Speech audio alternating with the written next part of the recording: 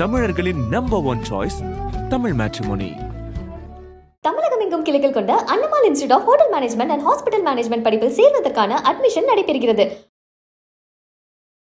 திருப்புவனம் அஜித் குமார் கொடூரமாக தாக்கப்பட்டு கொலை செய்யப்பட்டிருக்கார். தமிழ்நாடு முதலமைச்சர் திரு ஸ்டாலின் அவர்கள் இப்போ ஒரு பேட்டி கொடுத்துட்டு இருக்காரு. ஓரணியில் திரள வேண்டும், ஓரணியில் தமிழ்நாடு, பாஜகவின் பண்பாட்டு போரை எதிர்கொள்ள அனைவரையும் ஒருங்கிணைப்போம், தேவைப்பட்ட எடப்பாடி பழனிசாமியை கூட போய் நான் நேரில் சந்திப்பேன், இப்போ வந்து தமிழ்நாட்டை காப்பாற்றணும் அப்படின்றாரு. தமிழ்நாட்டை திமுக தான் காப்பாற்றணும். காவல்துறையோட முதல் தகவல் அறிக்கை வருது, அவர் வந்து உடல்நல குறைபாட்டால இறந்து போனாரு, வலிப்பு ஏற்பட்டு இறந்து போனார்னு வருது. எப்படி வருது? உலகத்துக்கே தெரியும், அடிச்சு கொண்டுட்டாங்க. 27 வயசு இளைஞன் வந்து எவ்வளவு தடகாத்திரமா இருப்பான், எவ்வளவு துடிப்போடு இருப்பான். அவனை ஒரே நாள்ல அடிச்சு போடுறாங்கன்னா எவ்வளவு சித்திரதை அப்படின்னு. சாத்தான்குளம் படுகொலைக்காக இங்கேருந்து கிளம்பி போன, கொரோனா காலத்துல கிளம்பி போன உதயநிதி சேப்பாக்கம் திருவள்ளிக்கேணியில அவர் சொந்த தொகுதியை செத்து போன விக்னேஷ் வீட்டுக்கு போனாரா, ஆறுதல் சொன்னாரா? ஏன் செய்யல? ஏன்னா நீங்க சொல்றீங்க, அதாவது விசா காலத்துல நான் துன்புறுத்தப்பட்டேன், காவல்துறை எட்டி உதைச்சாங்க அப்படின்னு பேசுறீங்க. ஜெய்பீம் படம் பார்த்துட்டு எனக்கு தூக்கமே வரல, மனசு கனத்து போச்சுன்னு பேசுறீங்க. ஆனா ஜெய்பீம் படத்துல நடக்கிறது போலவே, விசா காலத்துல நடந்தது போலவே உங்க ஆட்சியில காவல்துறை பண்ணிட்டு இருக்கு. இன்னைக்கு பிஜேபியை எதிர்க்க வேண்டிய தேவை இருக்கா இல்லையா? பிஜேபியை நான் திரும்ப நான் உங்கள்கிட்ட பலமுறை பேசியிருக்கேன். பிஜேபி எதிர்ப்புன்னு திமுக பேச என்ன தார்மீகம் இருக்குன்னு. தமிழ்நாட்டை வந்து கருணாநிதி குடும்பத்துக்கு பட்டா போட்டு கொடுக்குறது. கருணாநிதி ஆண்டாரு, ஸ்டாலின் ஆண்டு கொண்டிருக்காரு, உதயநிதி வந்து துணை முதலமைச்சர் இருக்காரு, நாளைக்கு இன்பநிதி வருது. அவர் இல்ல எங்க இருக்காரு? கலைஞர் தொலைக்காட்சியில இன்பநிதி பொறுப்புல இருக்காரு. சரி, இருந்துட்டு அவங்க நிறுவனம், அவங்க தனியார் நிறுவனம். அதான். ஆனா திமுக கட்சியே குடும்பத்தினோட போல நடத்துறாங்கல்ல. தமிழ்நாடு முழுக்க கஞ்சா, அபின், இந்த போதை பொருட்களின் புழக்கம் இதெல்லாம் இருக்குது. உங்க ஆட்சியில வந்து தங்கு தடை இல்லாம எல்லா பக்கமும் கலெக்ஷன், கமிஷன், கரப்ஷன். நீங்க சொன்ன முழக்கம்.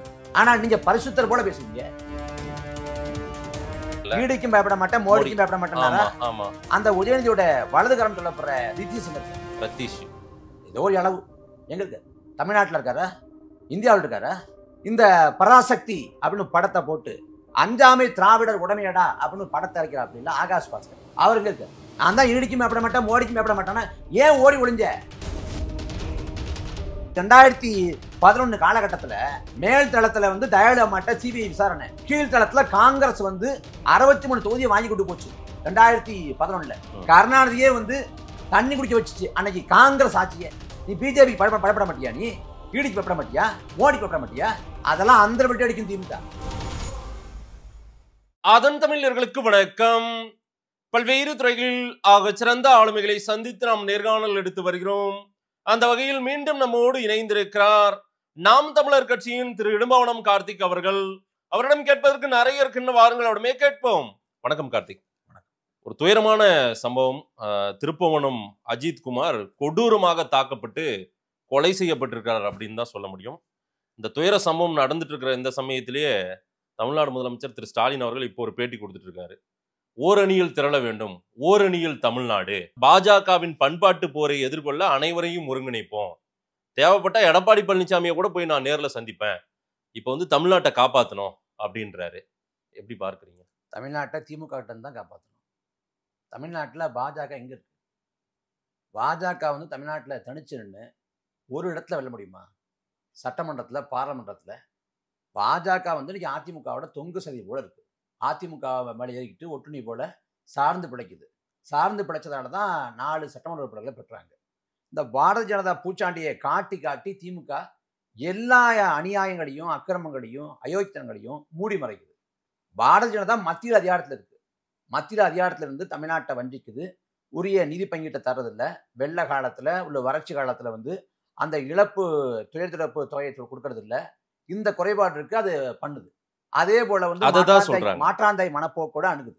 மத்தியில பாஜக இருக்கு, அநியாயம் பண்ணுது, நான் ஏற்கிறேன். ஆனா தமிழ்நாட்டுல பாஜக வந்து இங்க வந்து ஆளுங்கட்சியாவோ எதிர்கட்சியாவோ வர்ற அளவுக்கெல்லாம் வலிமையா இல்லை. ஒரு விழுக்காடு, ஒரு கணிசமான விழுக்காடு வாக்கு இருக்கு. அதுவும் கூட்டணி கட்சியோட தயவுலதான் அந்த வாக்குகளையும் பாஜக பெற முடியுது. இந்த பாஜகவை காட்டி வந்து திமுக அச்சுறுது. ஓரணியில தமிழ்நாடு, நான் எடப்பாடியை கூட போய் பார்ப்பேன், நாங்கெல்லாம் ஒரு அணில தள்ளுவோம் அப்படிங்கிறது. நம் மண் மொழி மானம் காத்திட எல்லாருமே ஒன்னா நிக்கணும்ன்றாரு. 2024 பாரதிய ஜனதாவை அதிமுக வந்து எடப்பாடி பழனிசாமி கழட்டி விட்டார். அதிமுக கழட்டி விட்டப்ப திமுக வரவேற்று பாரதிய ஜனதாவை வந்து அதிமுக கழட்டி விட்டது வந்து நல்ல விஷயம், வரவேற்கத்தக்கது அப்படின்னு சொன்னாங்களா? நாம் தமிழர் கட்சி சொன்னிச்சு, விசிக சொன்னிச்சு. இங்க திமுக சார்ந்த யாராவது ஒருவர் வந்து பாஜக வந்து தனிச்சு விட்டுருக்கிறது வந்து தனிமைப்படுத்திக்கிறதுங்கிறது வரவேற்கத்தக்கதுன்னு பேசினாங்களா? பாஜக இல்லாத அதிமுகவோட நீங்க போய் சேர்ந்து நிற்க வேண்டியதானே? அப்ப ஓரணி ஏன் வைக்கல? பாராளுமன்ற தேர்தலில் பாஜக முன்னெடுத்து நடக்கக்கூடிய தேர்தலில் இங்க பாஜக கழட்டி விட்டு அதிமுக அண்ணப்ப ஏற்காத நீங்க சட்டமன்ற தேர்தலில் எங்க பாஜக வரப்போகுது? மிஞ்சி மிஞ்சி போனா அதிமுக கூட்டணியில இடம் பெற்றா கூட 20 இடங்கள் கிடைக்குமா? 20 இடங்கள்.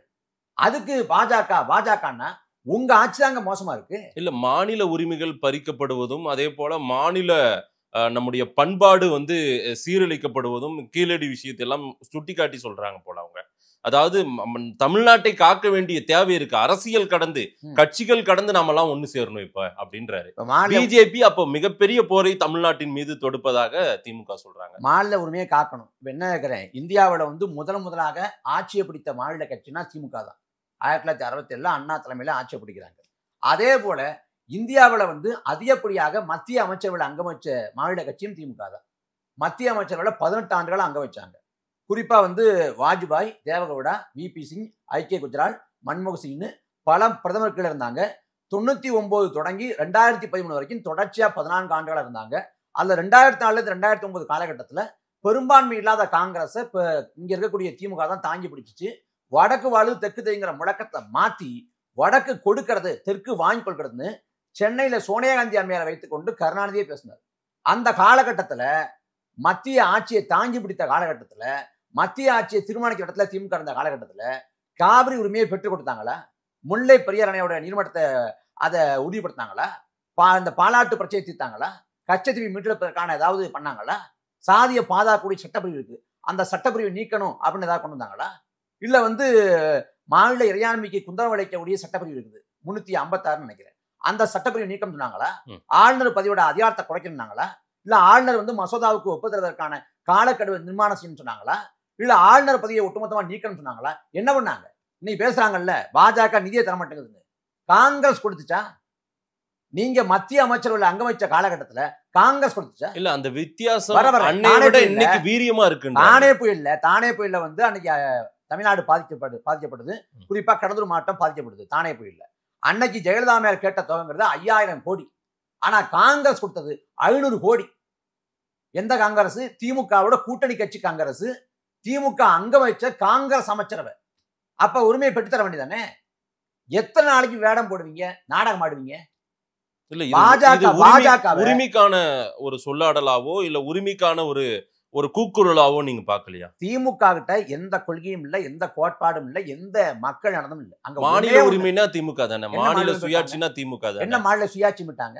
2019 பாஜக ஆட்சிக்கு வந்த பிறகு என்ஐஏவை இதே திமுக ஆதரிச்சு, என்ஐஏவை ஆதரிச்சு மக்களவையில வாக்கு செலுத்தினாங்க. என்ஐஏங்கிறது மாநில சுயாட்சிக்கு தானதா இல்லையா? அதே போல 2016 ஜிஎஸ்டிய மாநிலங்களவையில இதே திமுக ஆதரிச்சு. அந்த ஜிஎஸ்டி வந்து மாநில சுயாட்சிக்கு தானதா இல்லையா? மாநிலங்களோட நிதி பங்கீட்டுக்கு தானதா இல்லையா? நிதி இறையாண்மைக்கு தானதா இல்லையா? அதுக்கே ஓட்டு போட்டீங்க. மாநில சுயாட்சின்னு பேசுறீங்களே. போன அதிமுகவோட ஆட்சி காலத்துல ஆளுநரை பார்த்து ஆட்சியை கலைக்கணும்னு சொன்னீங்களே, அப்ப எங்க போச்சு மாநில சுயாட்சி?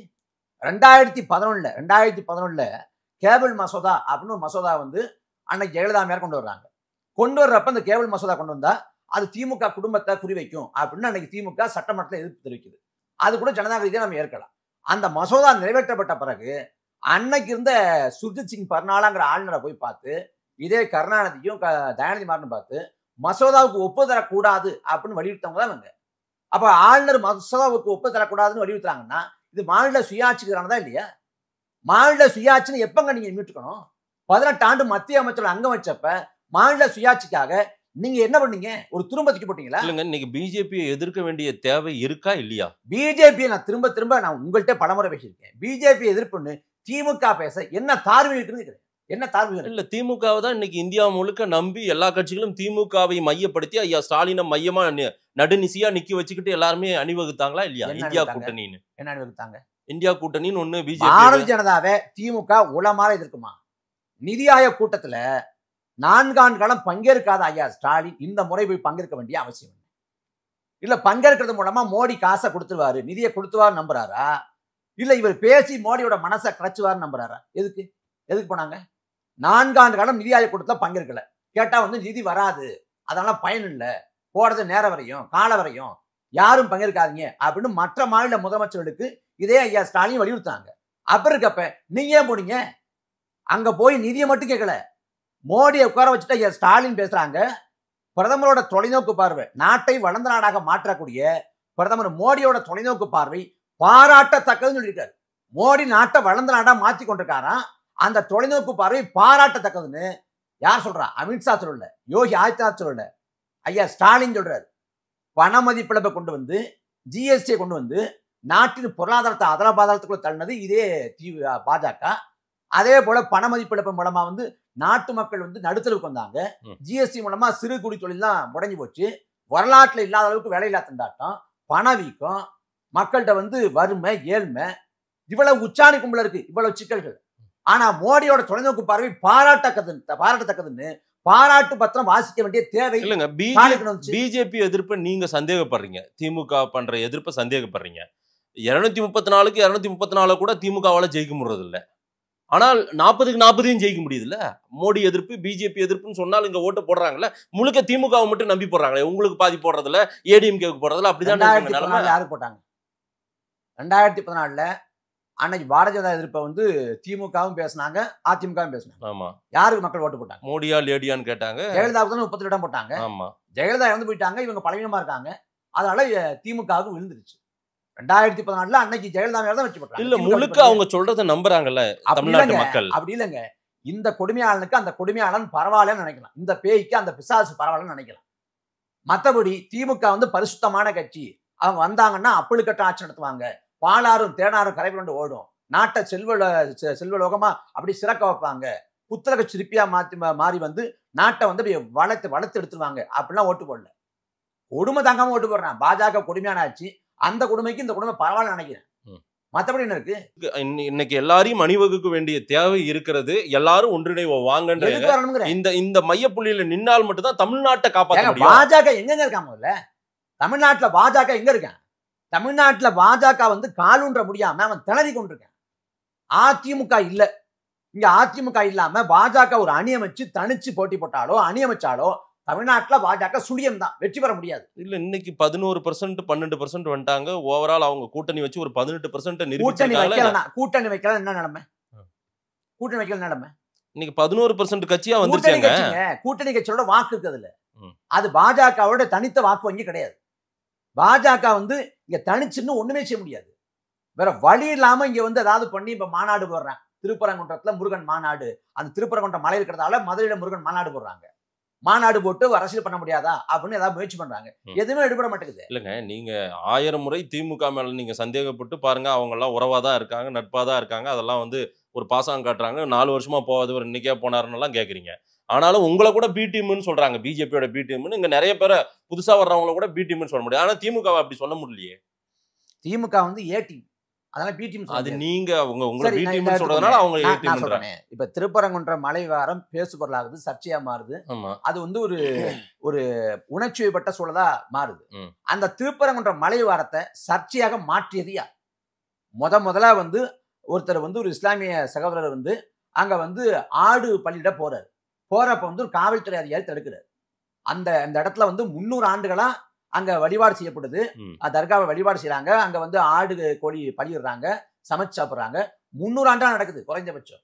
ஆனா அன்னைக்கு திடீர்னு ஒருத்தர் போறப்ப காவல்துறை தடுக்குதுன்னா, தடுத்த காவல்துறை அதிகாரிக்கு எச்சரிக்கை கொடுத்து இல்ல துறை சார்ந்த நடவடிக்கை எடுத்துட்டு அங்க போக ஒரு தடை இல்லை அப்படின்னு ஒரு சுற்றறிக்கை கொடுத்திருந்தாலே வேலை முடிஞ்சிருக்குமே.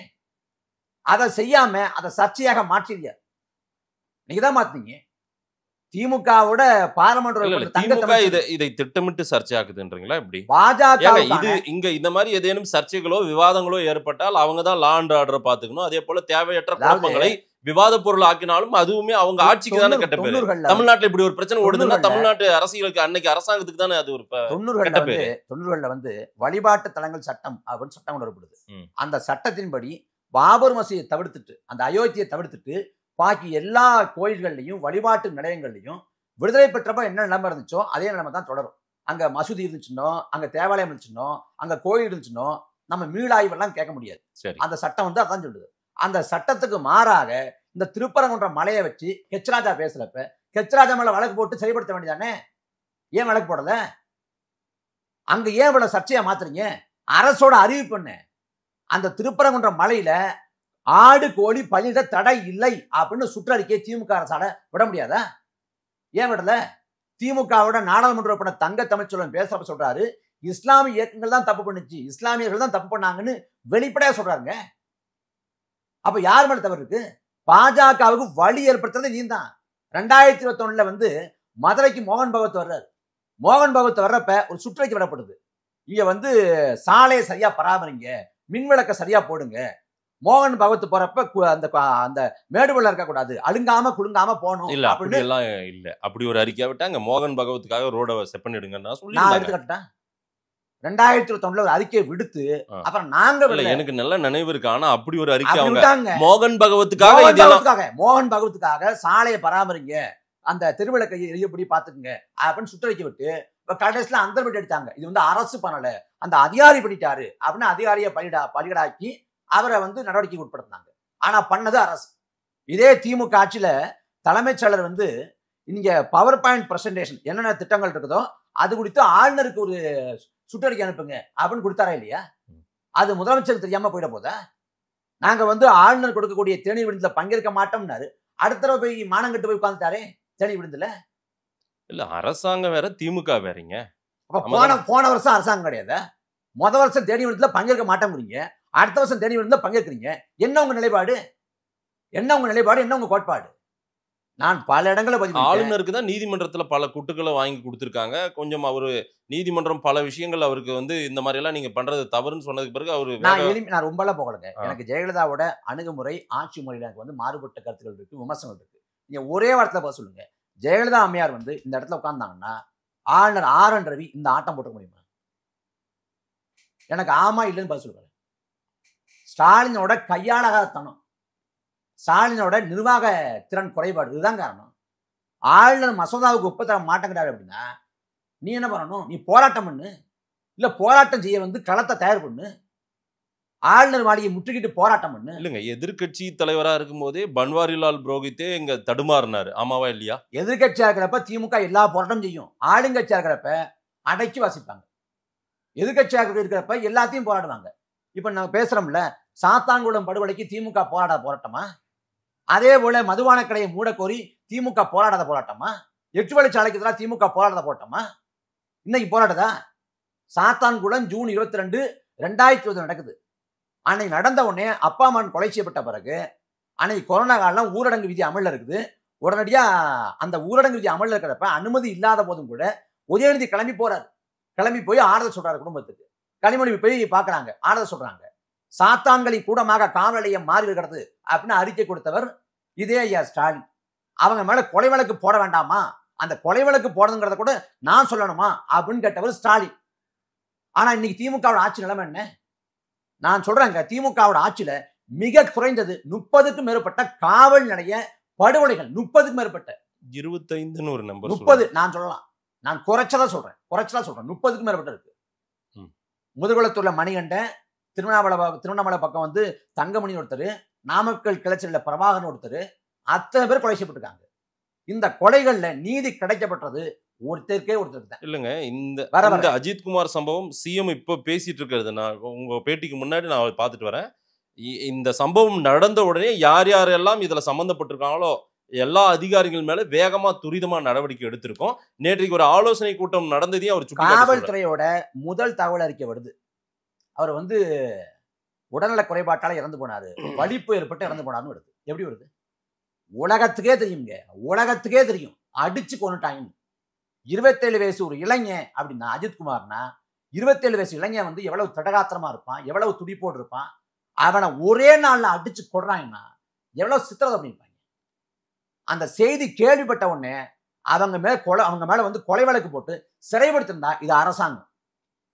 அதை மூடி மறைக்க முயற்சி பண்ணி 50 லட்சம் பேரம் பேசி, குடும்பத்தார்ட்ட பேரம் பேசி, நாங்க அறநிலையத்துறையில பொறுப்பு தர்றோம், உனக்கு வேலை வாங்கி தர்றோம், நாங்க நிதி தர்றோம் அப்படின்னு ஏகப்பட்ட அங்க பேரங்கள் பேசி எல்லா கட்சிகளும் அழுத்தம் கொடுத்து சமூக வலைதளங்கள்ல பொதுமக்கள் பொங்கி எழுந்து வேற வழியே இல்லாம இப்ப வழக்க போடுறாங்க. மற்றபடி உள்ளன் போட்டிருந்தாங்களா? எடப்பாடி பழனிசாமி ஜெயராஜ் பெனிக்ஸ் படுகொலையின் போது பொய் சொன்னார். உடற்கூறு ஆய்வு முடிவு வர்றதுக்கு முடிய என்ன சொன்னார்னா, அவங்க வந்து உடல்நல குறைபாட்டில் இறந்து போயிட்டாங்க அப்படின்னு பொய் சொன்னார். அதே போல சேப்பாக்கம் திருவடிக்கணியில குதிரை ஓட்டக்கூடிய ஒரு தொழிலாளி யாரு, விக்னேஷ், அவன் இறந்து போறான். காவல்துறை அடிச்சு கொலை செய்து. ஆனா இங்க என்ன சொன்னாங்க, ஐயா ஸ்டாலின் சட்டசபையில அவன் வாந்தி வலிப்பு ஏற்பட்டு அவன் இறந்து போயிட்டான் அவன் சட்டமன்றத்துல பொய் சொல்லி உடற்கூறு ஆய்வு வந்த பிறகு அது பொய்ன்னு தெரிஞ்ச பிறகு வேற வழியே இல்லாம அந்த சேப்பாக்கம் திருவள்ளிக்கணி அங்க இறந்து போன விக்னேஷுக்கு வந்து கொலை வழக்கு பதிவு செய்யப்படுது. அப்ப அந்த விஷயத்துல ஐயா ஸ்டாலின் சட்டமன்றத்துல பொய் சொல்ல வேண்டிய அவசியம் என்ன? ஏன் பொய் சொன்னாரு? சாத்தான்குளம் படுகொலைக்காக இங்கேருந்து கிளம்பி போன, கொரோனா காலத்துல கிளம்பி போன உதயநிதி சேப்பாக்கம் திருவள்ளிக்கணியில அவர் சொந்த தொகுதியில செத்து போன விக்னேஷ் வீட்டுக்கு போனாரா? ஆறுதல் சொன்னாரா? ஏன் செய்யல? ஏன்னா நீங்க சொல்றீங்க, அதாவது மிசா காலத்துல நான் துன்புறுத்தப்பட்டேன், காவல்துறை எட்டி உதைச்சாங்க அப்படின்னு பேசுறீங்க. ஜெய்பீம் படம் பார்த்துட்டு எனக்கு தூக்கமே வரல, மனசு கனத்து போச்சுன்னு பேசுறீங்க. ஆனா ஜெய்பீம் படத்துல நடக்கிறது போலவே, மிசா காலத்துல நடந்தது போலவே உங்க ஆட்சியில காவல்துறை பண்ணிட்டு இருக்கு.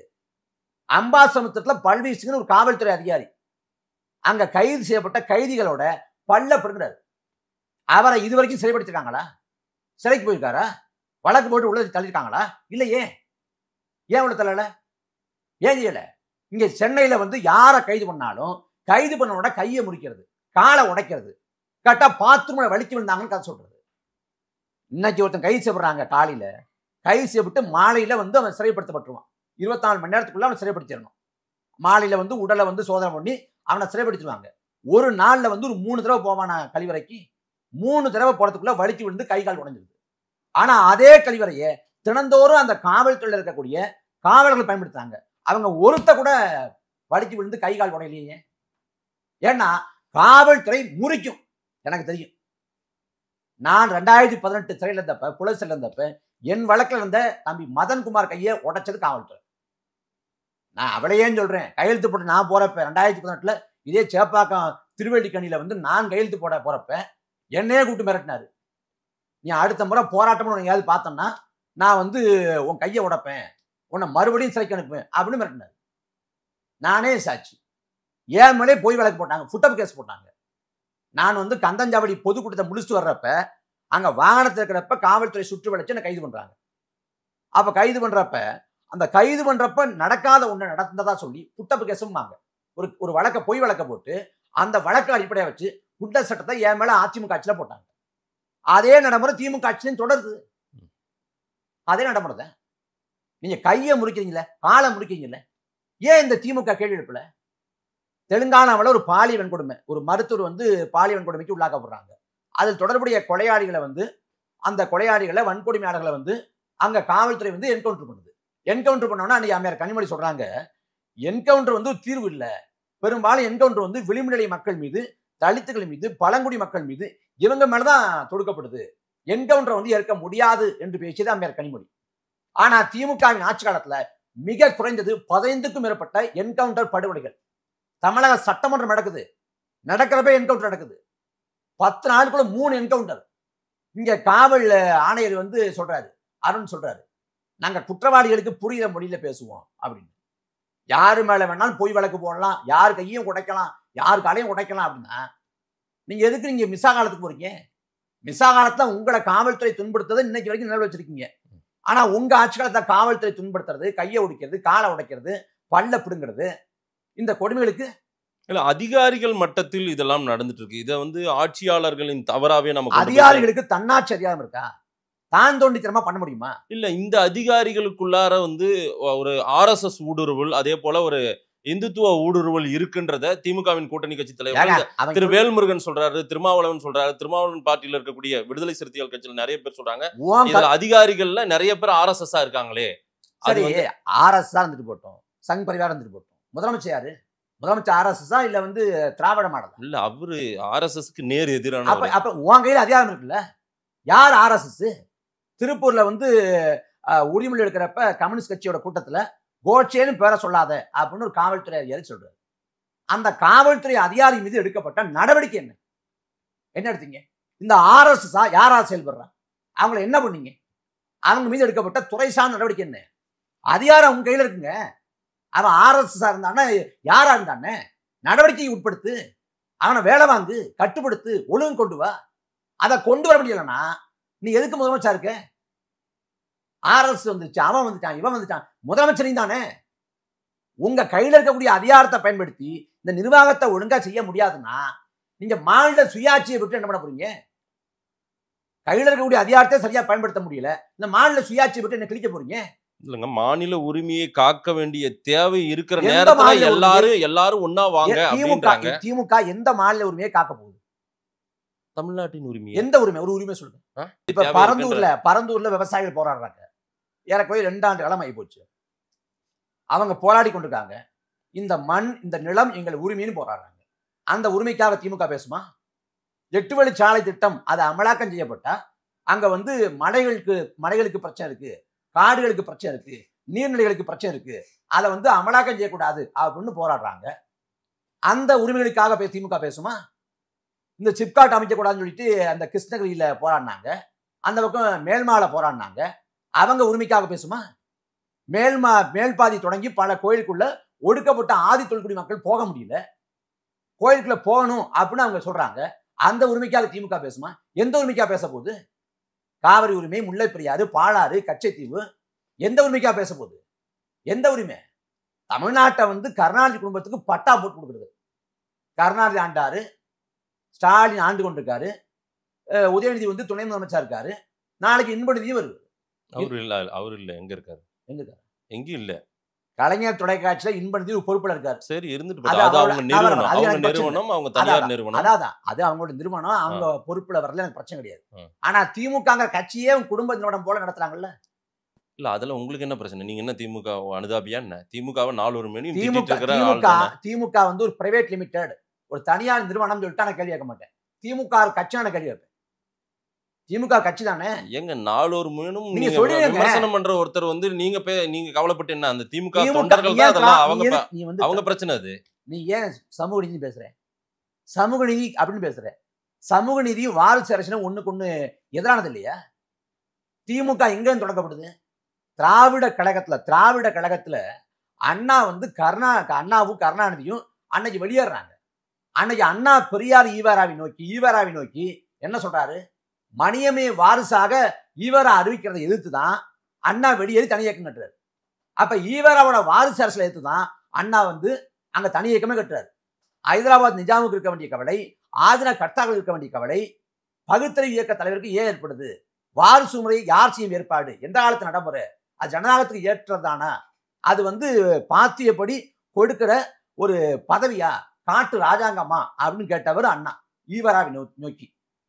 அப்ப அன்னைக்கு வாரிசு அரசை நோக்கி கடுமையா கேள்வி எழுப்பிய இயக்கம் வந்து அன்னைக்கு அண்ணாவோட அண்ணா கேள்வி எழுப்பி தான் திமுக கட்சி தொடங்குறாரு. அந்த திமுகவில் வந்து ஒரு குடும்பம் உட்கார்ந்துட்டு கொட்ட முடிக்கும், நல்லா கொழுத்து வாழும் அப்படின்னா இது எப்படி ஏற்க முடியும்? இல்ல, அந்த கட்சியினர் ஏத்துக்கிறாங்க, அந்த தொண்டர்கள் ஏத்துக்கிட்டு தலைவரா மக்களே ஏத்துக்கிட்டு ஓட்டு போட்டாங்கல்ல. உதயநிதி ஸ்டாலினுக்கு யாரு ஓட்டு போட்டது? இப்ப சேப்பாக்க திருவடிக்கணில 1 ரூபா காசு தராம, அதிகாரத்தை முறையீடு செய்யாம, தேர்தல் ஆணையம் கொடுத்திருக்கிற 40 லட்சத்தை தாண்டி செலவு பண்ணாம நேர்மையா வெற்றி பெற்றாங்களா? ஆமான்னு சொல்லுங்க. இல்லங்க, மக்கள் ஓட்டு போட்டு ஜெயிக்கிறாங்க. இது ஜனநாயக முறையில தான் நடக்குது. ஜனநாயக முறையில தான் தேர்தல் நடக்குது. மக்கள் தானே மோடிக்கு ஓட்டு போட்டான். ஆமா. அப்ப அதையும் எதுக்குறீங்க? மக்கள் தான் மோடிக்கு ஓட்டு போட்டான், அமித்ஷா ஓட்டு போட்டான், எடப்பாடி ஓட்டு போட்டான், எல்லாருக்கும் மக்கள் தான் ஓட்டு போட்டேன். அப்ப ஏடியெல்லாம் வந்து ஓட்டு போட்டேன். மக்கள் தாங்க ஓட்டு போடுறேன், மக்கள் தாங்க பிழை செய்றேன். நீங்க மக்களோட அறியாமை, வறுமை, ஏழ்மை, அவனோட அரசியல் புரிதல் இல்லாத தன்மை, அதை பயன்படுத்தி கொண்டு ஏமாத்துறீங்க. சமூக நீதி ஆட்சிக்கிறீங்க. சமூக நீதி இருக்கா? இயற்கை நீதியை பெற்றுத்தர முடியல. இயற்கை நீதி உங்க ஆட்சியை சாகுறேன். தமிழ்நாடு முழுக்க கஞ்சா, அபின், இந்த போதை பொருட்களின் புழக்கம் இதெல்லாம் இருக்குது. உங்க ஆட்சியில வந்து தங்கு தடை இல்லாம எல்லா பக்கமும் கலெக்ஷன், கமிஷன், கரப்ஷன். இது நீங்க சொன்ன முழக்கம் தான். ஆனா நீங்க பரிசுத்தர் போல பேசுவீங்க. அஜித் பவாரை வந்து வாஷிங் மிஷின்ல போட்டு எடுத்துட்டாங்க அப்படிங்கிறாரு. உண்மைதான், நான் ஒத்துக்கிறேன். அஜித் பவாரை வந்து வாஷிங் மிஷின்ல போட்டு வெளுத்து அவர் அப்படி கட்டுறவரை அவங்க மாத்திட்டாங்க. அதே போல வந்து திமுக செந்தில் பாலாஜி வாஷிங் மிஷின்ல எந்த வாஷிங் மிஷின்ல போட்டாங்க? அவர் இன்னைக்கு அமைச்சர் பதவியெல்லாம் கிடையாது. இன்னைக்கு 2016 தமிழ்நாட்டோட சட்டமன்ற பொது தேர்தலின் போது 2 தொகுதியில வந்து தேர்தல் தெரிவிக்கப்பட்டுச்சு. ஞாபகம் இருக்கா? அரவக்குறிச்சி, தஞ்சாவூர். ம். அந்த அரவக்குறிச்சியில அதிமுக வேட்பாளர் வந்து வாக்கு காசு கொடுத்தது யாரு? செந்தில் பாலாஜி தான். அப்ப அன்னைக்கு வந்து அன்புநாதன் ஒருத்தர் வீட்டுல கட்டுக்கட்டா பணம் எடுத்தாங்க. பண மதிப்பிழப்பம் முடிஞ்ச சில வாரங்களே எடுத்தாங்க. கட்டுக்கட்டா பணம் எடுத்தாங்க. அன்புநாதன் பினாமி என்று திமுக பேசியது. அன்புநாதன் யாருக்கு பினாமியா இருந்தார்? யாருக்கு? செந்தில் பாலாஜி. அப்புறம் அந்த செந்தில் பாலாஜி எப்படி அப்பழுக்கட்டா மாறினாரு? குளித்தலை சட்டமன்ற அந்த பரப்புரையில 2016 போக்குவரத்து துறையில வந்து நடத்துனர் பணிக்கு ஓட்டுநர் பணிக்கு காசை வாங்கினாரு செந்தில் பாலாஜி. இங்க வந்து செந்தில் பாலாஜியும் அவர் தம்பி அசோக்கும் தான் இங்க வந்து அநியாயம் பண்றாங்க. அதுவும் அசோக் வந்து இளவரசியோட ரொம்ப நெருங்கிய தொடர்புல இருக்காரு அப்படின்னு பேசுறது யாரு? இதே ஐயா ஸ்டாலின் தானே. அன்னைக்கு வாக்கு காசு கொடுத்த, அன்னைக்கு ஊழல் பெருச்சாலியாக இருந்த, ஊழல் பேர்வழியாக இருந்த இந்த செந்தில் பாலாஜி எப்படி அப்பழுக்கட்டவரா மாறினார்? அந்த செந்தில் பாலாஜிக்கு கூச்சம் இல்லாம வெக்கம் இல்லாம இந்த மானங்கட்டு போய் கம்யூனிஸ்டுகள் ஆதரவளிக்கிறாங்கல்ல. இல்ல கம்யூனிஸ்ட் எந்த புள்ளியில் நின்னாங்க? செந்தில் பாலாஜியை கைது பண்ணப்ப கோயம்புத்தூர்ல நடத்திய போராட்டத்துல கம்யூனிஸ்டுகள் பங்கேற்றாங்களா இல்லையா? இல்ல பிஜேபி பழி வாங்குதுன்ற அடிப்படையில் பிஜேபி பழி வாங்குதா? இப்ப ஐயா நல்ல கண்ணு இருக்கிறாங்க. நல்ல கண்ணு ஒரு தெளிவா ஒரு முடிவுக்குவாங்க. ஒண்ணு பிஜேபி, அதாவது யாருன்னா ஒருத்தராவது, இவங்க 2 பேருமே பேய் பிசாசுன்னு நீங்க சொல்லிக்கிறீங்க.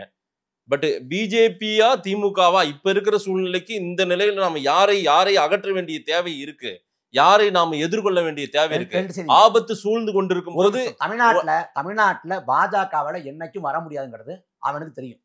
தமிழ்நாட்டுல அமித்ஷா அடிக்கடி வந்துட்டு போறாரு. அமித்ஷா வேற இப்ப கூட்டணி ஆச்சு நல்லா பேசி. அமித்ஷா இங்கே வாடகைக்கு வீடு தங்கினாலும் இங்க அவரால் வெல்ல முடியாது. ஏன்னா தமிழ்நாட்டோட மக்களோட உளவியல் ஓட்டம் வேற. ஆனா இங்க பாஜகன்னு காட்டி பாஜக பூந்துன்னு காட்டி எல்லா அயோக்கியத்தனங்களையும் திமுக சத்தம் இல்லாம செஞ்சுக்கிட்டு இருக்கு. எல்லா வேலையும் செய்யறாங்கல்ல. செந்தில் பாலாஜி வந்து பழி வாங்குறாங்கன்னா, ஆமா பழி வாங்குறாங்க. எப்படி பழி வாங்குறாங்கன்னா, அமித்ஷாவோட மகன் ஜெய்சாவோட சொத்து மடங்கு வந்து பல மடங்கு உயருது. அவர் மேல வந்து வருமான வரித்துறையோ அமலாக்கத்துறையோ நடவடிக்கை எடுக்காம செந்தில் பாலாஜி மேல எடுக்கிறது வந்து பழிவாங்கல்னு சொல்லலாம். அப்ப என்ன பண்ணணும்? நீங்க அமித்ஷாவோட பையன் வீட்டுல வருமான வரித்துறையும் அமலாக்கத்துறையும் அனுப்புங்கன்னு பேசலாம். செந்தில் பாலாஜி அப்பல் கட்டுறோம்னு பேசக்கூடாது. ஐயா நல்ல கண் இருக்கிறாங்க. மறைந்த ஐயா சங்கரையா இருந்தாங்க. இந்த சங்கரையா வீட்டுல நல்ல கண் வீட்டுல வந்து இந்த அமலாக்கத்துறையோ வருமான வரித்துறையோ சோதனை போட்டு அவங்களை பழி வாங்க முடியுமா? கரைபிடியாத கரங்களுக்கு சொந்தக்காரரா இருந்தா ஒன்னும் செய்ய முடியாது. ஆனா இங்க இருக்கிறது எல்லாமே ஊழல் பெருச்சாளிகள், ஊழல் பேர்வழிகள். உதயநிதி ஓப்பனா சொல்றாரு, என் தங்கச்சி வீட்டுக்கு போயிருக்காங்க, அடுத்து என் வீட்டுக்கு வாங்க, எங்கனாலையும் வாங்க, நான் ரெடின்னு தான் சொல்றாரு. எல்லா வீடும் ஓப்பன்ல தான் இருக்கு, நீங்க வந்து பாத்துட்டு போங்க சொல்றாங்கல்ல. சவாலும் விடுறாங்கல்ல. ஈடிக்கும் பயப்பட மாட்டேன், மோடிக்கும் பயப்பட மாட்டேன். ஆமா. அந்த உதயநிதியோட வலதுகரம் சொல்லப்படுற ரித்தீஷ் எங்க இருக்காரு? ரத்தீஷ் ஏதோ ஒரு அளவு எங்க இருக்காரு? தமிழ்நாட்டுல இருக்காரா? இந்தியாவில் இருக்காரா? இந்த பராசக்தி அப்படின்னு படத்தை போட்டு அஞ்சாமை திராவிடர் உடமையடா அப்படின்னு படத்தை இறக்கிறார். அப்படி இல்லை ஆகாஷ் பாஸ்கர், அவருங்க இருக்காரு. நான் தான் ஈடிக்கும் மேப்பட மாட்டேன், மோடிக்கும் மேப்பட மாட்டேன்னா ஏன் ஓடி ஒளிஞ்ச? ஏன் நாட்டை விட்டு ஒண்ணு? இல்ல உதயநிதி எங்க ஒளிஞ்சாரு? உதயநிதியோட வலது கறந்தானே இந்த ரித்தீஷர்லாம். ஆகாஷ் பாஸ்கர் யாரு? இவங்க சொந்தக்காரங்க தானே. அதுக்கு அவங்க பொறுப்பேற்க முடியுமான்றாங்க அவங்க. ஏங்க ஈடிக்கு மோடிக்கு பயப்பட மாட்டாங்களா? உதாருங்க, வெட்டி உதாருங்க. 2011 காலகட்டத்துல மேல் தளத்துல வந்து தயாளமாட்ட சிபிஐ விசாரணை, கீழ்த்தளத்துல காங்கிரஸ் வந்து 63 தொகுதியை வாங்கி கொண்டு போச்சு 2011. கருணாநிதியே வந்து தண்ணி குடிக்க வச்சுச்சு அன்னைக்கு காங்கிரஸ் ஆட்சியே. நீ பிஜேபி பயப்பட மாட்டியா? நீ ஈடிக்கு பயப்பட மாட்டியா? மோடிக்கு பயப்பட மாட்டியா? அதெல்லாம் அந்த விட்டு அடிக்கும் திமுக. அமலாக்கத்துறை வருமான வரித்துறைன்னா அந்த விட்டு அடிப்பாங்க. என்ன உறுதிப்பாடு இருக்கும் உங்கள்கிட்ட? சனாதனத்தை ஒழிப்பேன் அப்படின்னு பேசினார். சனாதனத்தை ஒழிக்குங்கிறது எனக்கு மாற்று கருத்து இல்லை. இப்போ போன மாசம் வந்து 25ஆம் தேதி வந்து பெங்களூரு போய் 1 லட்ச ரூபா பணம் கட்டி ஜாமீன் வாங்கிட்டு வந்திருக்காரு. உண்மையிலே உதயநிதி பாவம் தான். ஏன் பாவம்னா, அவருக்கு அடிப்படையில் சனாதனம்னா என்னன்னு தெரியாது. அவர் சனாதனத்தை ஒழிப்பான்னு நம்பிக்கிட்டு வழக்கு போட்டாம பாருங்க. அவன் நினைச்சா எனக்கு பரிதாபமா இருக்கு. முதல்ல என்ன பேசுறாருன்னா, சனாதன ஒழிப்பு மாநாட்டுக்கு பேச போறாரு. அப்ப என்ன பேசணும்? சனாதனம்னா என்ன, அது என்ன வடிவத்தில் இருக்கு, அது என்ன மாதிரி தாக்கத்தை ஏற்படுத்தும், அதை ஒழிக்கணும்னா என்ன செய்யலாம், அதுக்கு ஒரு அரசா என்ன செய்ய முடியும், பொதுமக்கள் என்ன ஒத்துழைப்பு நல்கணும், அதுக்கு என்ன மாதிரி செயல் திட்டங்களை வகுக்கலாம், என்ன மாதிரி படிநிலையை கொண்டு போகலாம், இதை பேசினா ஒரு தலைவன். சனாதன ஒழிப்பு மாநாடு, சனாதனத்தை ஒழிக்கணும். என்ன பண்ணலாம்? டெங்கு மலேரியா போல சனாதனத்தை ஒழிச்சிடலாம். டெங்கு மலேரியாவுக்கு வந்து கொசு ஒழிச்சா போதும், கொசு மருந்து அடிச்சா போதும், ஒழிஞ்சிடும். சனாதனத்தை கொசு மருந்து அடிச்சு ஒழிச்சிடலாமா? சனாதனம்னு என்ன? பிறப்பின் வழியே பேதம் கற்பிக்கிற கோட்பாடு, அதான் சனாதனம். அது மாறாதுங்கிற நிலைப்பாடு தான் சனாதனம். இல்லைங்க, அந்த சனாதனமே திராவிடமே மூச்சாய் வாழக்கூடிய ஒரு குடும்பம் அது. அந்த திராவிடம் சரி, திராவிடம் என்ன சொல்லுங்க? உங்களுக்கு தெரியாது, அவங்களுக்கும் தெரியாது. பெண் விடுதலை, பகுத்தறிவு, சமத்துவம். திராவிடம்ங்கிறது இப்போ வச்சுக்குவோம், திராவிடம்ங்கிறது இனமா தத்துவமா? அதையும் சொல்லுங்க. திராவிடம்ங்கிறது இனமா தத்துவமா? இனவாதம் தான். அந்த திராவிடங்கிற இனத்துல யாரா வருவாங்க? தமிழரும் திராவிடர் தான், திராவிடரும் தமிழர் தான். ஏங்க இதெல்லாம் உருட்ட. தமிழர்கள் தான் திராவிடர்கள், தமிழர்கள் தான் திராவிடர். எப்படி எப்படி திராவிடர்? எங்க அன்னைக்கு ஆரிய படையெடுப்பும் ஆரியர்களின் அதாவது ஆதிக்கம் இங்க நிறைந்திருந்த போது நம்மை அரணாக இருந்து காப்பாற்றியது திராவிடம் தானே. எப்ப காப்பாத்துச்சு? ஏன் நீங்க அந்த வரலாறுலாம் நீங்க எடுத்து படிக்க மாட்டீங்களா? தெரிஞ்சுக்க எடுத்து படிங்க சார். சொல்லுங்க, எந்த வரலாறு, எந்த புத்தகம், எத்தனை பக்கத்துல இருக்கு? ஏங்க கால்டுவெல்னு ஒருத்தங்க முதல்ல எல்லிஸ் தமிழுக்கும் சமஸ்கிருதத்துக்கும் சம்பந்தம் இல்ல, அது தமிழ் தனி மொழி குடும்பத்தை சார்ந்தது. தமிழ் மட்டுமல்ல, தெலுங்கு, கன்னடா, மலையாளம், துளு எல்லாம் தனி மொழி குடும்பத்தை சார்ந்தது. சமஸ்கிருதம் தனி மொழி குடும்பம் அப்படின்னு முதல்ல எல்லிஸ் சொல்றாரு. அவர் சொல்லி 40 ஆண்டுக்கு பிறகு கால்டுவெல் என்ன சொல்றாருன்னா, அதே கருத்தை ஒரு வழி முடிஞ்சிட்டு கூடுதலா இதுக்கு தென்னிந்திய அல்லது திராவிட அப்படிங்கிற அடைமொழியை கொடுக்குறாரு. அந்த திராவிட அப்படிங்கிற சொல்லானது எங்க எடுத்தாருன்னா, ஆரிய இலக்கியங்கள்ல, சமஸ்கிருத இலக்கியங்கள்ல, காப்பியங்கள்ல எடுக்கிறாரு. ரைட்டுங்க, தென்னிந்திய மொழி குடும்பங்கள் தான் திராவிடர்கள். ஏங்க திராவிடங்கிற வார்த்தையே சமஸ்கிருத அந்த சொல்லாடுதாங்க. திராவிடங்கிறதே சமஸ்கிருதம் தான். கால்டுவெல் தவறான புரிதல பயன்படுத்தினாரு. திராவிடன்னு ஒரு இனம் இருக்கா? கேரளா, கர்நாடகா, தமிழ்நாடு, ஆந்திரா, நம்ம எல்லாமே திராவிடர்கள் தான். அப்படின்னு யார் சொன்னா? நம்முடைய வாழ்வியல் அப்படி இருந்திருக்குங்க. தேசிய இனம்னு ஒன்று இருக்குங்க. தென்னிந்திய மொழி குடும்பங்கள் நம்ம எல்லாம் திராவிடர்களுங்க. யாருங்க சொன்ன? அப்படி இல்ல. என்ன அதற்கான சான்று என்ன இருக்குது? என்ன ஆய்வு முடிவு இருக்குது? திராவிடன் இனமே இல்லைங்க. எங்க அண்ணன் சீமான் நான் ஒரு திராவிடன்னு சொல்லியிருக்காரு. நான் அந்த வீடியோலாம் நான் பார்த்திருக்கேன். இப்ப திராவிடன் சொன்னா செருப்பால அடின்னு சொல்றாரு. அதை பார்க்கலையா? இல்ல, அன்னைக்கு சொன்ன நாள்ல எங்க அண்ணன் என்ன சொன்னாரு, இன்னைக்கே இப்படி மாத்தி சொல்றாருன்ற ஒரு விவாதமும் இருந்துட்டு தானே இருக்கு. அதாவது நான் சொல்லிட்டேன், அன்னைக்கு அவர் எப்படி திராவிடம்னு அவர் ஏத்துக்கிட்டாரோ இந்த புள்ளியில ஏத்துக்கிட்ட ஒரு கூட்டம் இருக்கு. நாங்க திராவிடன் சொல்லி நம்பிக்கிட்டு இருந்தோம். இன்னமும் அந்த நம்பிக்கை இருக்கிறதுங்க. நம்பிக்கை இருக்குது. இல்ல இருக்கிறவங்க கர்நாடகாவில் உங்களுக்கு இல்ல, இருக்கிறவங்க நம்பிட்டு இருக்காங்க. யாருக்கு இருக்குது? இன்னைக்கு திராவிடம் தான் எங்களை யாரை காப்பாத்தியது அப்படின்னு நிக்கிறாங்க. யார் சொல்றா?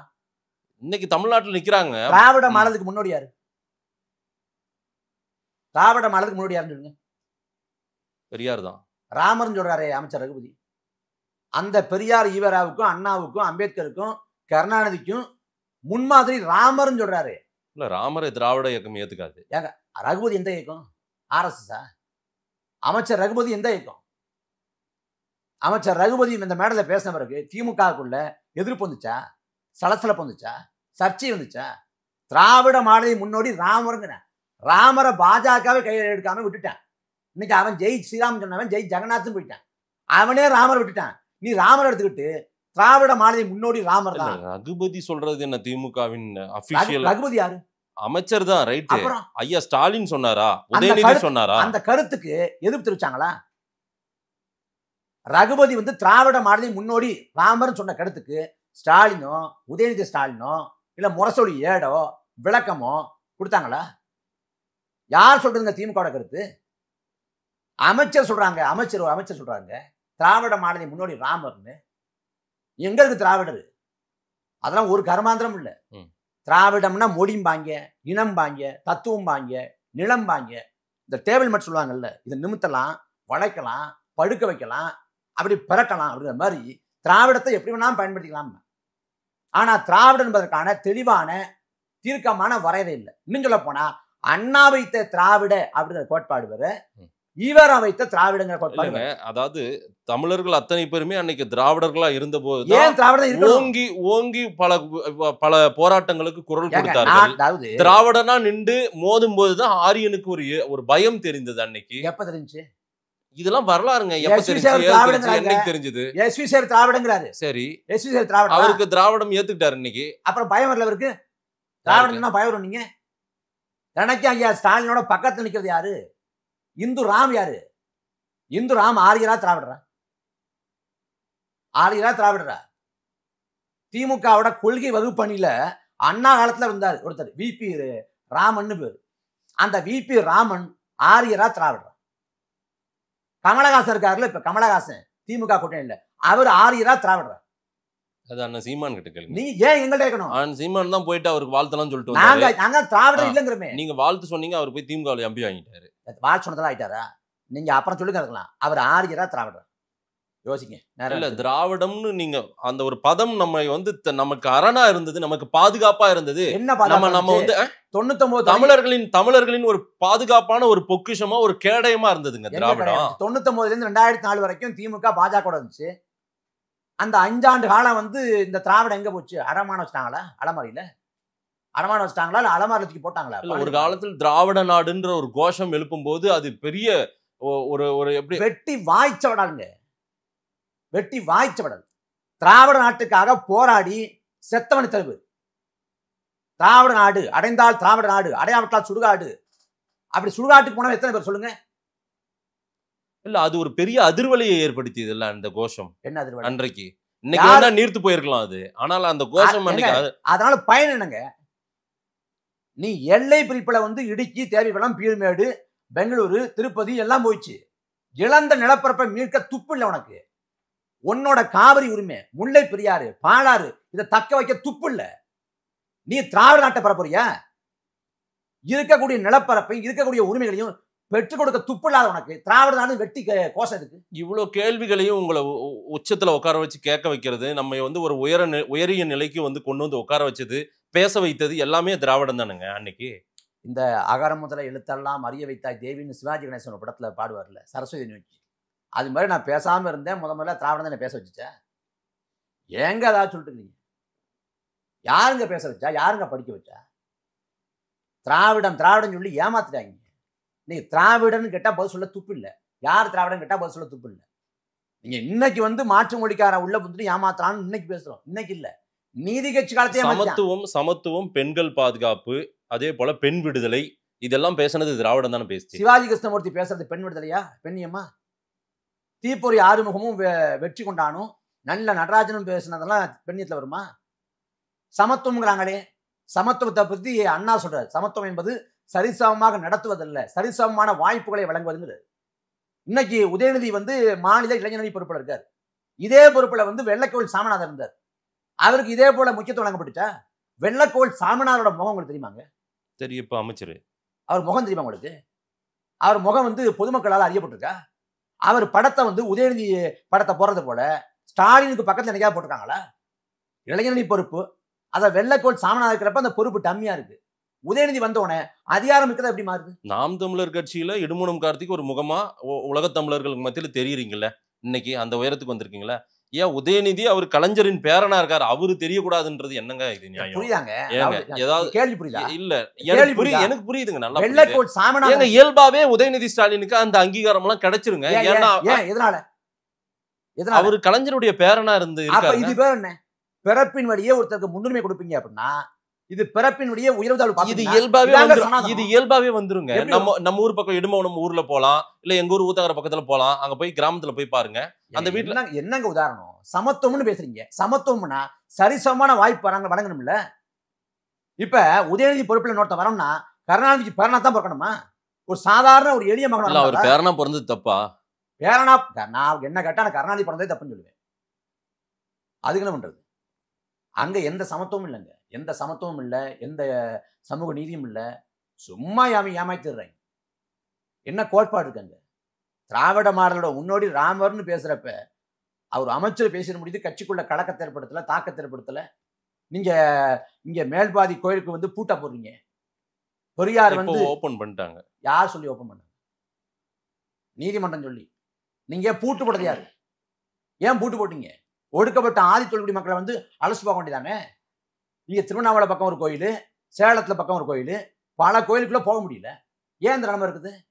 நாங்க வந்து மனுநீதியை ஏற்க மாட்டோம், நாங்க வந்து சனாதனத்தை எதிர்ப்போங்கிறீங்க. மலக்குடி மரணங்கள்ல இந்தியாவிலே முதலிடம் தமிழ்நாடு. அருந்ததிய சமூக மக்கள் தான் இன்னைக்கு வரைக்கும் மலை தள்ளுறாங்க. ஒரு அருந்ததிய சமூக மக்கள் வந்து மலை தள்ளுறாங்க, சாக்கடை அள்ளுறாங்க, குப்பை அள்ளுறாங்க. சாதியின் படிதான் அவங்க அந்த வேலைக்கு அமர்த்தப்பட்டிருக்காங்க. அவங்களுக்கு மறுவாய்ப்பு வாங்கி தரங்க நாங்களே, மறுவேலைக்கு கொண்டு போங்களேன். பாதுகாப்பு இல்லாம அந்த வேலை செய்றாங்க. இல்ல அதுக்கான வேலைப்பாடுகள் எல்லாம் அதுக்கான திட்டங்கள் எல்லாம் திராவிட இயக்கங்கள் ஒரு நிமிஷம். இல்லங்க, சாதி ஒழிப்பே மக்களின் விடுதலைன்றாரு திருமாவளவன். ஆமா தானே? இல்ல நான் சொல்லிடுறேன், அவரால் ஒழிக்க முடிஞ்சதா? போராடிட்டு தான் இருக்காரு இன்ன வரைக்கும். 2013ல அந்த மாதிரி தாங்க. நீங்க நினைக்கிறது எல்லாமே நடந்துருமா? நீங்க நினைக்கிறது ஃபர்ஸ்ட் நடக்குதா? நாம் தமிழர்ல இல்ல கேள்வி வேற. 2013ல வந்து இந்த மனித கழிவை மனிதனை அள்ளக்கூடாதுன்னு சட்டம் போடப்பட்டிருக்கு. ஆமா. அப்படி மீறி அள்ள வைக்கப்பட்டா அவங்களுக்கு தண்டனைன்னு சொல்லப்படுது. ஆனா இன்னைக்கு வரைக்கும் மனித கழிவை மனிதனை அள்ளுறான். குறிப்பா அருந்ததி சமூக மக்கள் அள்ள வைக்கப்படுறாங்க. காரணம் சாதி அடிப்படையில் அந்த வேலையை வந்து செய்ய வந்து நிர்பந்திக்கப்படுறாங்க. அவங்களுக்கு மாற்று வேலை வாய்ப்பு, மறு வாழ்வு, அதை ஏன் திமுக தரமாட்டேங்குது? ஒரு துப்புரவு பணி செய்யணும், 38 வகை உபகரணங்கள் கொடுக்கப்படணுங்கிறாங்க. ஆனா கையுறை இல்லாம திமுக சட்டமன்ற உறுப்பினர் முன்னாடி ஒரு துப்புரவு பணியாளர் வந்து அழுறாரு. தீபாவளி அன்னைக்கு விடிய விடிய எல்லாரும் விடி விடிச்சு மகிழலாம். ஆனா விடிஞ்ச உடனே சுத்தமா இருக்குன்னா அங்க துப்புரவு பணி செஞ்சது நமது மக்கள் தான், அந்த உழைக்கும் பெருங்குடி மக்கள் தான். அந்த மக்களை வந்து அந்த வேலையை விட்டு நகர்த்துங்க. மலக்குழி மரணங்களை இந்தியாவிலேயே தமிழ்நாடு முதலிடமா இருக்கு. அது வெக்கக்கேடு இல்லையா? சாதி ஆணவ கொலை நடக்குது. சாதி ஆணவ கொலைக்கு வந்து தனிச்சட்டம் ஏற்ற துப்பு இல்லை. சமூக நீதி, திராவிட மாடல், ஈவேரா, அண்ணான்னு பேசாத ராஜஸ்தான்ல ஏற்றிருக்கான். தமிழ்நாட்டில ஏற்ற மாட்டேங்கிற. ஏற்றது என்ன பிரச்சனை? நீ சாதி ஆணவ கொலைக்கு தனிச்சட்டம் ஏற்ற மாட்டேன், மலக்குழி மரணங்களை தடுக்க மாட்டேன், அருந்ததி சமூக மக்களை வந்து அந்த வேலையை விட்டு வேற வேலைக்கு நகர்த்தி மறுவாழ்வு கொடுக்க மாட்டேன். கேட்ட திராவிட மாடல் விளிம்பினை மக்களுக்கான ஆட்சி. இது பச்சை அயோக்கியம் இல்லையா? இல்ல ஏன் இவ்வளவு கோபம்? நீங்க எனக்கு தெரிஞ்சு திருவாரூர் மாவட்டம், கலைஞர் பிறந்த மண்ணில் பிறந்திருக்கீங்க. அந்த ஊரின் அடையாளம் கலைஞர், ஆமா தானே? எங்க ஊரோட அடையாளம் கலைஞர் கிடையாது, கருணாநிதி கிடையாது. எங்க ஊரோட அடையாளம் வேற. கருணாநிதி அங்க பிறந்து சாப கெடுங்க. கருணாநிதி அவர் நான் இன்னும் சொல்ல போனா அவருக்கு வந்து சொந்த ஊர் வந்து திருவாரூரா? தமிழ்நாடா? ஆமா, தமிழ்நாடா? ஏங்க இதெல்லாம் வந்து நீங்க ஒவ்வொன்றும் எடுத்து பார்த்தா அடுத்து எங்க அண்ணன் சீமானுக்கு எடுக்கிறேன்னு ஒரு கூட்டம், நான் சொல்லல, ஒரு கூட்டம் எடுப்பாங்க. இது விவாதம் அறமில்லாத ஒரு விவாதம். அதான் ஊருக்கு தெரியுங்க. அவர் வந்து அததான் நானும் விரும்பல, அந்த அறமில்லாத ஒரு விவாதத்தை விரும்பல. அவர் தெலுங்கராக இருக்கிறதுனால அவர் அங்க எதிர்க்கல. தெலுங்கராக இருந்துட்டதால அங்க எதிர்க்கல. அவர் மனிதராகவே நடக்கல. தமிழின தலைவர் அவருக்கான ஒரு பட்டம் கிடைத்தது. யார் கொடுத்தா? தமிழ்நாட்டின் தமிழக அரசியல் வரலாற்றையோ தமிழ்நாட்டின் வரலாற்றையோ 65 வருஷம் எழுதினால் கலைஞரின் பெயர் இல்லாமல் எழுதவே முடியாது. அண்ண துரோகம், நயவஞ்சகம், கழுத்திருப்பு வேலை, கால வரி விட்டது, முதுகுல குத்துனது, எல்லா வேலையும் கருணாநிதி தான் பண்ணாரு. கருணாநிதி பேசினா தமிழகத்தின் துரோகின்னு தான் ஞாபகத்துக்கு வரும். 2009 அவர் பண்ணார்ல, லட்சக்கணக்கான மக்களின் பிணத்தின் மீது நாற்காலி போட்டு அமர்ந்த துரோகத்தை அதை மறந்துட முடியுமா? இந்தியாவில் ஒரு நீதிமன்ற வளாகத்துக்குள்ள காவல்துறை ஏவிடப்பட்டு வழக்கறிஞர்களோட மண்டையை உடைச்சு, நீதிபதியோட மண்டையை உடைச்சு அந்த சம்பவம் அரங்கேற்றப்பட்ட கொடுமை எங்க நடந்துச்சு? கருணாநிதி ஆட்சி நடந்துச்சு. பத்திரிகை சுதந்திரம் அப்படின்னு பேசுறாங்கல்ல, தினகரன் அலுவலகத்துக்குள்ள வந்து 3 பேரை எரிச்சு கொண்டது யாரு? எந்த ஆட்சி? பத்திரிகையாளருக்கு பாதுகாப்பான ஆட்சி அது? அந்த அந்த அந்த அந்த கொடுமையில, அந்த கொலை வழக்கில் அழகிரியை சிக்காம பார்த்துக்கிட்டது யாரு? இதே கருணாநிதி தானே? இல்ல இவ்வளோ நீங்க வந்து குற்றச்சாட்டுகளை கருணாநிதி பத்தி பேசினா ஒரு நாள் முழுக்க பேசலாம், அவ்வளவு விஷயம் இருக்கு. ஆமா, நாள் முழுக்க பேச முடியும். அவ்வளவு துரோகம், அவ்வளவு நயவஞ்சகம், அவ்வளவு நரித்தனம். இன்னைக்கு நீங்க ஒரு ஓட்டப்பந்தயம், அரசியல் ஓட்டப்பந்தயத்துல பாத்தீங்கன்னா இன்னைக்கு திமுக அந்த ரேஸ்ல முன்னாடி தான் நிக்கிறாங்க. இப்போ தேர்தல் காலம் நெருங்கி இருக்கிறது.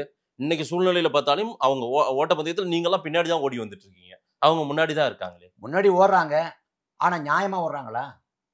வாக்கு காசு கொடுக்காம, அதிகாரத்துல முறையீடு செய்யாம அவங்களால வெல்ல முடியுமா? ஈரோடு கிழக்குல வந்து எந்த கட்சியுமே போட்டி போடல. இதை எனக்கு தெரிஞ்சு 13-14 வருட அரசியல்ல நாம் தமிழர் கடந்த ஒரு 7-8 வருடங்களா சொல்லிட்டு இருக்கீங்க. 7-8 வருஷமா அதாங்க பண்றாங்க. அதுதாங்க. ஈரோடு கிழக்குல நாம் தமிழர் கட்சி போட்டி போடுச்சு, திமுக போட்டி போடுச்சு, மத்த பிரதான கட்சிகள் எல்லாம் போட்டி போடல. அந்த தேர்தல்ல எதுக்கு நீ கள்ள ஓட்டு போட்ட? எந்த தேர்தல்? கடைசி நடைபெற்று போடுச்ச ஈரோடு கிழக்கு இப்போ நடந்தது. ஆமா, ஏன் கள்ள ஓட்டு போடுற? ஏன் வாக்கு காசு ஆடுற? யாருமே எதிரி இல்ல. இல்லங்க, அங்க எதிரி நீங்க மட்டும் தான். நாம் தமிழர் போட்டிட்டீங்க. நாம் தமிழர் திமுக காசு தர வேண்டிய அவசியம் என்ன? காசு கொடுத்தாங்களா இல்லையா? கடந்த முறை இந்த முறை நாம் தமிழர் கட்சி சொல்லுங்க, ஒரு இடத்துல காசு கொடுத்தோம், இந்த தொகுதியில காசு கொடுத்தோம், நாங்க அதிகாரத்தை வந்து பயன்படுத்தி நாங்க முறைகேடு செஞ்சோம் அப்படின்னு ஏதாவது இடத்த சொல்லுங்க. நேர்மையா உண்மையா நிக்கிறாங்க. நாங்க திமுக எல்லா அயோக்கியத்தனங்களையும், பித்தலாட்டத்தையும், மோசடித்தனத்தையும் பண்ணிக்கிட்டு இல்ல, மக்கள் மத்தியில அது போய் சேர்ந்து இருக்கிறதா? நீங்க வைக்கிற குற்றச்சாட்டுகள் போய் சேர்ந்து இருக்கிறதா? ஐயா ஸ்டாலின் வந்து ஒரு பட்டமளிப்பு விழாவில் பங்கேற்க போறாரு. அங்க போறப்ப அங்க இருக்கக்கூடிய மாணவிகள் வந்து கருப்பு துப்பட்டா அணியக்கூடாதுன்னு கருப்பு துப்பட்டாலாம் வாங்கப்படுது. ஏன்னா அவங்க எல்லாரும் திமுக ஆட்சி மேல கோபத்துல இருக்காங்க. கருப்பு துப்பட்டா வந்து கருப்பு கொடி போல காட்டிட்டா என்ன ஆகுறது அப்படிங்கிற பயம். ஒரு மூதாட்டி வந்து ஸ்டாலின் சுவரட்டியை நோக்கி செருப்பு எடுத்து வீசுறார். அது கோபத்தின் வெளிப்பாடு. இந்த ஆட்சி மீது மக்கள் கோபத்துல இருக்காங்க. இன்னும் சொல்ல போனா ஸ்டாலின் தான் வராரு, விடியல் தர போறாங்கிற முழக்கத்தை நம்பி திமுக ஓட்டு போட்டவனே அவளை கோபத்துல இருக்காங்க. அது நல்லா தெரியும். இந்த ஆட்சி மீதான கோபம் வந்து மக்கள் மனநிலையில வந்து அப்படியே அனலா தைக்குது. பார்க்கலாம் 26ல. ஆனால் விஜய் எல்லாம் ரேஸ்ல சில சர்வேக்கள், சில மக்கள் கருத்து கணிப்புகள் எடுக்கக்கூடிய நிலையில நாம் தமிழர் ரொம்பவும் பின்னாடி இருக்குது அப்படின்னு யார் சொல்றா? விஜய் ரொம்ப முன்னோக்கி யார் இருப்பதாக பல தகவல்கள் யார் சொல்றா? உங்களுக்கே வரலையா? வரல. வரல. யார் சொல்றா? கருத்து கணிப்பு யார் எடுத்தா? ஒரு நாள் உண்மை வந்துருங்க. நம்ம நெருங்கி போயிட்டு அத இருக்கோம். உண்மை அவ்வளவுதான். வந்துரும். இன்னும் 7-8 மாசத்துல வந்து ஜான் ஆராய்ச்சாமி எடுக்கிற கருத்து கணிப்பெல்லாம் அதை கொண்டு வராது. காசை இவங்களே கொடுத்து கருத்து கணிப்புங்கிற பேர்ல கருத்தை திணிச்சு 13 வருஷம் கஷ்டப்பட்டு நாம வந்து 7-8% வாங்கியிருக்கோம். நாம 30-39-40 லட்சம் வாங்கியிருக்கோம். ஆனால் இன்னைக்கு வந்து பாருங்க, கட்சி தொடங்கி உள்ள வந்ததுமே இன்னைக்கே 10% 15% வரைக்கும் விஜய்க்கு சொல்றாங்க. யார் சொல்றா? ஏன் எந்த சர்வேவையும் நீங்க பாக்குறது இல்லையா? இல்ல எந்த கருத்து கணிப்பையும் பாக்குறது இல்லையா? இல்லங்க, நீங்க நிறுவப்படுத்தப்படி சொல்றேன். இப்ப சில இன்டெலக்சுவலே இந்த பேசுறாங்க. இன்டெலக்சுவல் சொல்லுங்க, யார் அது? நம்ம நண்பர் லைலாமணியா? யாருங்க இன்டெலக்சுவல்? யாரு? பேரவே சொல்ல மாட்டேங்கிறீங்க. அவர் சொன்னார், இவர் சொன்னாருங்க. 2024 பார்லிமெண்ட் தேர்தலுக்கு முன்பாக பேர் சொல்ல வேண்டாம்ன்றதுக்கான காரணம் இல்ல. நாட்டு மக்கள் தெரிஞ்சுக்கிட்டு சொல்லுங்க. இல்ல, நாட்டு மக்கள் பாத்துட்டு இருக்காங்க. பாத்துட்டு இருக்காங்க, சொல்லுங்க யாரு? இல்ல, 100 பேர்கிட்ட மைக் நீட்டும் போதே நமக்கு விஜய்க்கு 40 பேர் சொல்ல வேண்டிய இடத்துக்கு இருக்காங்க. பனையூர் வந்து அவர் வீட்டு வாசல் எடுத்தா தான் சொல்லுவாங்க. பொதுமக்கள்கிட்ட வாங்க, கிராமப்புறத்துக்கு போங்க. கிராமப்புறத்துல விஜய் கட்சியோட செய்யுமான்னு போய் பாருங்க. 2024 பார்லிமெண்ட் தேர்தலுக்கு முன்பே கட்சி தொடங்கிட்டார். தேர்தலில் ஒரு பார்லிமெண்ட் தேர்தலில் போட்டி போடல. அப்புறம் வந்து இங்க விக்கிரவாண்டி இடைத்தேர்தல் நடக்குது, ஈரோடு கிழக்கு இடைத்தேர்தல் நடக்குது. இந்த விக்கிரவாண்டி தேர்தல் காலத்துல விஜயோட வாக்கு எங்க போச்சு? இல்ல, அவரு ஸ்ட்ரெயிட்டா 26 தான் சொன்னார். அல்ல, அங்க அவருக்கான வாக்கு இருக்கணும் இல்லங்க, அந்த 15 விழுக்காடு வாக்கு. அது எங்க போச்சு? ஈரோடு கிழக்குல எங்க போச்சு? அவங்க ஓட்டு போடாம விட்டுருப்பாங்க. ஓட்டு போடாம விட்டாங்களா? அவ்வளவுதான் இல்லங்க, 15 விழுக்காடு வாக்கு போடாம இருக்காங்களா இந்த தேர்தல்ல? இல்ல, நீங்க இப்பவுமே விஜய் எல்லாம் உங்க பின்னாடி தான் இருக்காருன்றீங்களா? என்ன சொல்ல வரீங்க? விஜய்க்கு ஏங்க, விஜய்க்கு இப்போதைக்கு ஒண்ணு இல்லங்க. தேர்தல் முடிவு இப்போ வரைக்கும் ஒண்ணு இல்ல. ஆமா, அது தெரியும். விஜய்க்கு என்ன வாக்கு இருக்கு? கூட்டம் கொடுதுனா கூட்டம்லாம் ஓட்டா மாறுமா? 2011 வடிவேலு வந்து விஜயகாந்த் எடுத்து பரப்புரை இல்ல. நீங்க வடிவேலுக்கு உன்ன கூட்டம் இல்லையா? சரி, அந்த கூட்டம்லாம் ஓட்டா மாறுச்சா? கூட்டம் வருங்க. நீங்க வந்து விஜயை விட்டுருங்க, ஜிபி முத்து போனா கூட்டம் வரும், டிடிஎஃப் வாசன் போனா கூட்டம் வரும், அறியப்பட்ட முகங்கள் யார் போனாலும் கூட்டம் வரும். சிவகார்த்தியம் போனா கூட்டம் வரும், விஷால் போனா கூட்டம் வரும், ஒரு நடிகை போனா கூட்டம் வரும், யாரு போனாலும் கூட்டம் வரும். இல்ல, விஜய் வருகை திமுக, அதிமுக, நாம் தமிழர், குறிப்பா நாம் தமிழர் தான் அதிகமா சொல்றாங்க, பெரிய சேதாரத்தை உண்டாக்க. விஜய் வந்தது சேதாரம் வந்து தாவேகாவுக்கு, விஜய்க்கு தான் சேதாரம். 26க்கு பிறகு என்ன பண்ண தெரியாம திணறுவாரு, தடுமாறுவாரு. அந்த வண்டி 2029 வரைக்கும் கூட தாக்கு பிடிக்காது. அது பின்னாடி யோசிப்போம். அதெல்லாம் நான் யோசிக்கணும், அவர் யோசிச்சு போட்டோம்.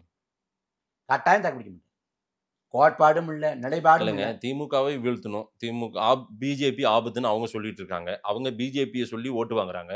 நீங்க வந்து ஒரு திமுகவை வீழ்த்தணும், அதிகாரத்துக்கு வரணும், அல்லது இங்க வந்து எதிரிகளை எல்லாம் வந்து வீழ்த்தி நாம வந்து ஒரு அரணா நிக்கணும் அப்படின்னா நீங்க ஒரு வியூகம் அமைத்தால் தானுங்க. நீங்க ஒரு தனியாவே இல்ல அப்படிலாம் விஜய் எல்லாம் ஒண்ணும் கிடையாது, நாங்க தான் அப்படின்ற மாதிரி நீங்க நின்னுட்டே இருந்தீங்க. லாவோட்ஸ சொல்றாரு, லாவோட்ஸ் மக்களிடம் செல், மக்களை கற்றுக்கொள், மக்களோடு இணைந்து பணியாற்று, அவர்களுக்காக சேவையாற்ற தொடங்கு அப்படிங்கிறாரு. அதுதான் வியூகம், அதான் கோட்பாடு, அதான் மக்களாட்சி தத்துவம்.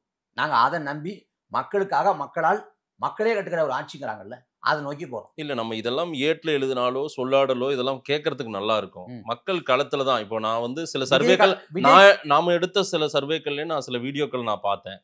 சில மூத்தவர்கள், அப்பா அம்மா, அந்த வயது ஒத்த வயதுடைய இல்ல மைக் நீட்டி பேசும்போது என் பிள்ளைங்க விஜய்க்கு ஓட்டு போட சொல்லுங்க, அதனால நான் விஜய்க்கு ஓட்டு போட அப்படின்னு சொல்லுது. ஒரு தொகுதிக்கு எத்தனை பேர் இருப்பாங்க? குறைந்தபட்சம் ஒரு 300 பேர் எடுக்கிறோன்னு வச்சுக்கோங்க. தொகுதியோட எண்ணிக்கை எத்தனை? அது லட்சக்கணக்கில் இருக்குது. எவ்வளவு பேர் எடுத்தீங்க? 300 தான் சாம்பிள் எடுக்கிறோம். 300. ஆமா, இது அப்படியே எதிரொலிக்கும். அவ்வளவுதானே. ஒரு தொகுதிக்கு வந்து நான் வேதாரத்துல படி போறேன் இல்லங்க, ஒரு கோர் இண்டஸ்ட்ரியல்ஸ்ல வேலை செய்யறவங்கள ஒரு quality supervisor, quality control supervisor கிட்ட போயிட்டு ஒரு வெர்னியர் காலிப்பரையோ எதையோ ஒன்று கொடுத்துட்டு நீங்க போயிட்டு ஒரு இது பண்ணுங்க, ஒரு டார்ச் செக் பண்ணுங்க என்னன்றது. அதுல ஒரு இதுதான் எடுப்பாங்க, ரேண்டமா தான் எடுத்து செக் பண்ணுவாங்க. இப்ப ரேண்டம் சாம்பிள்ஸ் தான் அதெல்லாம். இது வந்து விஜயை வந்து திருப்திப்படுத்தும், விஜயை மகிழ்விக்கும். அதை தாண்டி இந்த கருத்து கணிப்பால ஒரு பயனும் இல்லை. கருத்து கணிப்பு எல்லா கருத்து கணிப்புகளுமே பொய்யாக்கப்பட்டிருக்கு. 2016 திமுக தான் வரும் அப்படின்னு சொல்லப்பட்டுச்சு. பெரும்பான்மை கருத்து கணிப்பு முடிவு. யார் வந்தா? அதிமுக வந்துச்சு. இது விஜய்க்கான ஒரு கருத்துவாக்கம் செய்யுது. நாம் தமிழருக்கான ஒரு எச்சரிக்கையான இதா கூட இதை கொஞ்சம் அலாட்டா இருங்க நீங்க அப்படின்னு சொல்றதுக்கான ஒரு கேள்வியா கூட காசு கொடுத்தா கருத்து கணிப்பு எடுப்பாங்க, எடுக்க மாட்டாங்க. தொலைக்காட்சிகளே இன்னைக்கு விலை பேசுதுங்க. 5 லட்ச ரூபா கொடுத்தா 2 தொலைக்காட்சி விவாதம், 25 நியூஸ் கார்டு, 2 டாக்குமெண்ட்ரி, அந்த அந்த ஆவணப்படம் போல 5 லட்சம் கொடுத்தா பண்றாங்க. மதுரையில விஜய்க்கு தான் போட்டி போட போறாரு, மதுரையில தெற்கு தொகுதியில அப்படின்னு சொல்லிட்டு யாரோ ஒருத்தர் சுரட்டி விட்டுறாங்க. அது ஒரு முதன்மையான தொலைக்காட்சி விவாதம் நடக்குது. என்னடா விவாதம் நடக்குது அப்படின்னு பார்த்தா 5 லட்ச ரூபா காசு கொடுத்து பேக்கேஜ், தொலைக்காட்சியே பேக்கேஜ்னு காசை வாங்கிக்கிட்டு விவாதம் நடத்துது, நியூஸ் கார்டு போடுது, கருத்துலாக்கம் செய்யுது. அப்ப கருத்து நீ பண்ண மாட்டானா? அதெல்லாம் வெட்டி வேலைங்க, வீண் வேலை. வீழ்த்த முடியுமா 26ல திமுகவை? திமுக வீழ்த்துவோம், வீழ்த்த தான் வேலை செய்யறோம். பலவீனமாக இருக்கிறது திமுக தான். அதெல்லாம் பயந்துக்கிட்டு அவங்க அதிகாரத்தை துஷ்பிரயோகம் செய்யறாங்க, வாக்கு காசுறாங்க. நாங்கள் நேர்மையா உண்மையா நிற்கிறோம். வீழ்த்த முடியுங்கிற அசைக்க முடியாத நம்பிக்கை கொண்டு நிற்கிறோம். இந்திய பெண்ணிடத்துல 1 விழுக்காடு வாக்களை பெற்ற ஒரு மாநில கட்சி உயர்ந்ததா சரித்திரமே இல்லை. அந்த தேர்தல் இலக்கணத்துக்கு மாறாக 1.1 8 விழுக்காடு உயர்ந்திருக்கோம்னா நாம் தமிழர் கட்சியோட கோட்பாடு, உறுதியான நிலைப்பாடு, மக்கள்கிட்ட நிற்கிற களத்தை நிற்கக்கூடிய அந்த செயல்பாடு தான் காரணம். அதனால நாம் தமிழர் கட்சி இந்த திராவிட கட்சியில வீழ்த்தி 2026 அதிகாரத்தை நோக்கி வருவோம் அப்படின்னு உறுதியா நம்புறோம். அதுக்காக இந்த 10 மாத காலமும் அயராது செயல்பட்டு நாங்கள் அரியணை ஏறுவோம். மக்கள்கிட்ட கொடுக்குறோம். நேரில் நேரம் கொடுத்து பேசிட்டு நன்றி.